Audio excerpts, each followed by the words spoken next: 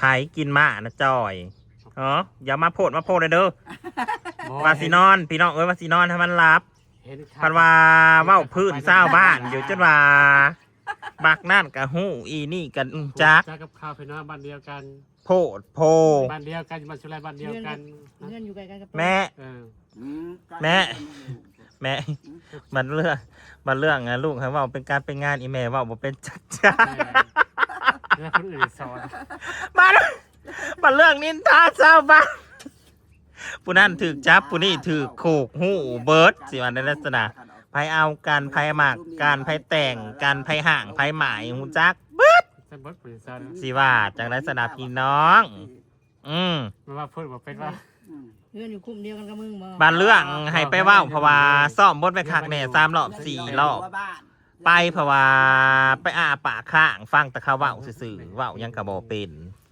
ยายโซนอันนั้นยังไม่ได้จบเลยพี่น้องเอ้ยเพื่อนก็สร้างกลัวเพื่อนก็ไม่ต้องเพื่อนอันนี้อร่อยคือบ่แบ่งมาให้เสี่ยวกินแน่คนเดียวแล้วใส่งาบอยู่ผู้เดียวก่อนเดียวกับคนละครึ่งขนาดเจ๊กับหนุ่มแม่แล้วฉันกินอีกหนุ่มน้อยแต่ว่าทำไมพวกกินพวกก็บอกว่าบ่อยากขนมอันนี้เลยจะเอาคนเปลี่ยนแพงพัวผมดูค่ะแพงแต่ว่าพอสิไปต่อแพงพัวทำได้โอ้ยแต่บ้านมันแพงผลกว่าจะแพงว่าของเหี่ยวของเท้าแล้วมึงเลยเพราะว่ามึงกินเนี่ยมึงอยากกินเฮ้ยมันขลั่มเลยไม่พัวจัดซะจะแพงพัวจะก็ไว้ให้พัวกินโอ้มันจะกินปลาให้ซาปรับรสแล้วไข่เนี่ยบอกมันก็อ่อนลงคำมันถือมันก็หุ่นจักก็บอกว่าสีเศร้าปรับแล้วมันก็อาการมันก็ผ่อนลงเนาะไม่กินปรับซาปรับรสโมแมนไข่บ่ไข่อยู่ดูว่าไข่เขาบอกว่าน้ำหวานยันอันเนาะว่าดีแล้วกับคุณหวานทำมากุบมากลัวมึงแบบนี้เป็นไงกินหวานไปเนี่ยเมื่อไหร่ปากเป็นนะตัว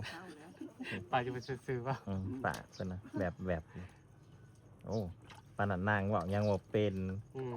กูอยากมาตั้งกล่องตะนางใส่กับเสี่ยวนั่งได้เนาะแต่เราคนอื่นเก่งก็ว่าปากแบบนี้แล้วพี่น้องปากว่าพื้นคนเป็นนะพี่น้องเอ้ยเรื่องนินทาคือนาทีนึงไม่ใช่ชอบว่าจะที่หนึ่งไม่ใช่ชอบกินแล้วที่หนึ่งเริ่มไม่ใช่ชอบว่าที่หนึ่งโอ้ที่หนึ่งปลาจะมาซื้อวะไม่ได้เป็นซองรองพายพอเขามากินหาความจริงพอไม่ได้ว่าได้บ่ได้ว่าได้ของลืมไปเบิ่นเลยเด้หาตัวบ่ใช่บาทเด้อกินน้ำท่ำเป็นแบนเป็นคอได้เขาเคยบอกตัวพอได้กินได้ทำมีจอยวันนั้นยังซูมหัวกันอยู่บ้านเดียวโยบเลยว่าบ้านตั้งแต่บ้านน้อยจอยไผว่ายังเขาก็หูวันแหละจอยคือเราไก่กันได้ตามบ่ได้กำลังไก่การย่างไปกับว่าการลำกาหูเบอร์ละเดของบ้านน้อยกับบ้านใหญ่คือแบบบ้านใหญ่ๆเนี่ยโอ้ยไผสิไปหูจักจะกระเป๋าอย่างจะมาหากันบ้านตายที่จะหูจักที่บ้านนะบ้านจะพายนะพันปลายนะเราคุมเนื้อตายระบบโมโหหรอมันละใหญ่คือบ้านทาโพนะมะ1,800นี่คือบ้านทาโพนะบ้านใหญ่ๆนะโมโหดอกกับบ้านยังอีกว่าบ้านใหญ่ๆนี่แถวนี้บ้านยังในแม่ใหญ่แค่บ้านเฮานี่ม่วงไข่บ้านม่วงไข่ม่วงไข่ท่าโพนี่ใหญ่อาลีเมืองพุ่มก็ใหญ่บ้านพุ่มก็ใหญ่อยู่แต่ว่าใหญ่อยู่บ้านพุ่มใหญ่วัดใหญ่อยู่ก็วัดบักใหญ่พักตู้โค้งครับบักใหญ่บักใหญ่นะนั่งดีๆเด้ออย่าถ่างนะเด้อให้แหลบไว้เด้อการอยู่แค่มันเลื่อนไม่ล้านบ้านเฮาเราขึ้นมาตายบ้านเฮาตะกี้เราก็อยู่วัดที่2ก็อยู่เขื่อนกลุ่มกลางวัดที่3ก็หัวออกทางบ้านโพนทำแม่แก่นี่บ่ไม่อีแต่น้อยนี่แล้วน่าเสียนไว้แต่มันอยู่ไหน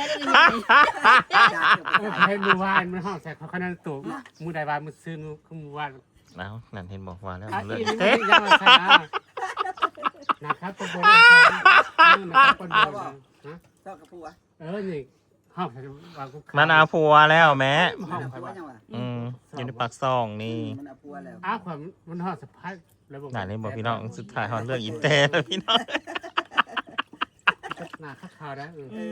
ห้องน้ำมันบริตกสอดเกลือ ว่า แม่ มัน มันสักแน่ ไก่ครับว่าคณะ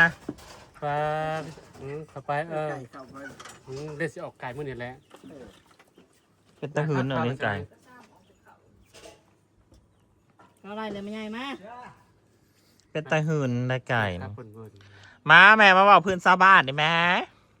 บ่าวได้แม่บ่ได้เป็นคนเดียวนั่นแล้วสิวะ แม่ซาปะปะว้าว ไม่มูว่านี่ ครับปะแล้วมาว้าวสันดังคัก ครับปากเหลือง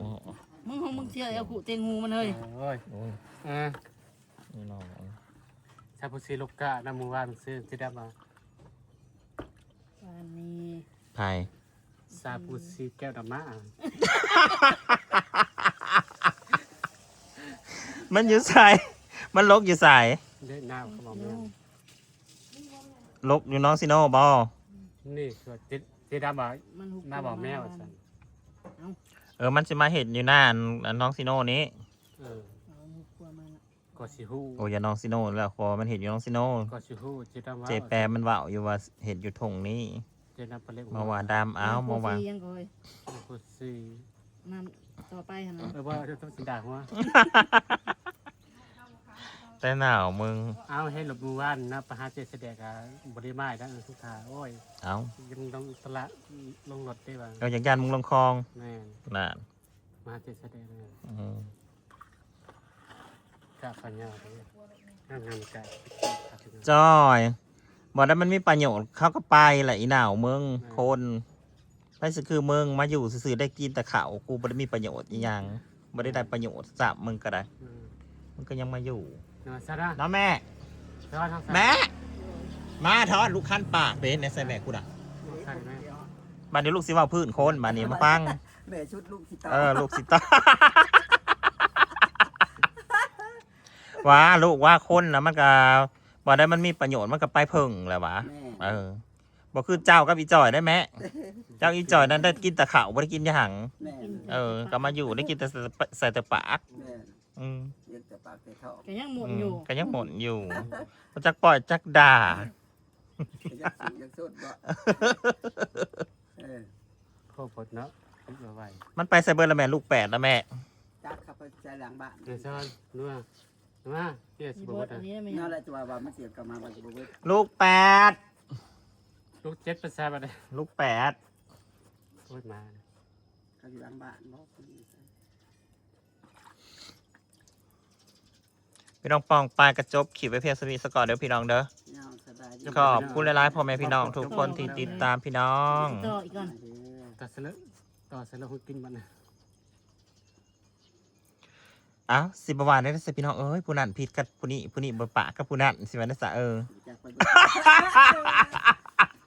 ครับเพราะว่า ผู้นั้นเอากับผู้นี้เอากับผู้นั้นเป็นลูกเคยผู้นี้เป็นลูกสะใภ้ผู้นั้นผู้นั้นติดคุกก็มีบาทนี่ถึกจับก็ได้ก็ถึกหนึกน้องอยู่ ไปจะนาง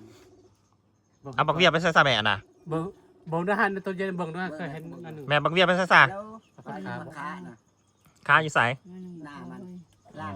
เมื่ออาจะนางไปแจ้งหน่อไม้บ่มีนาง นี่เบิ่งก่อนในตัวเย็นเคย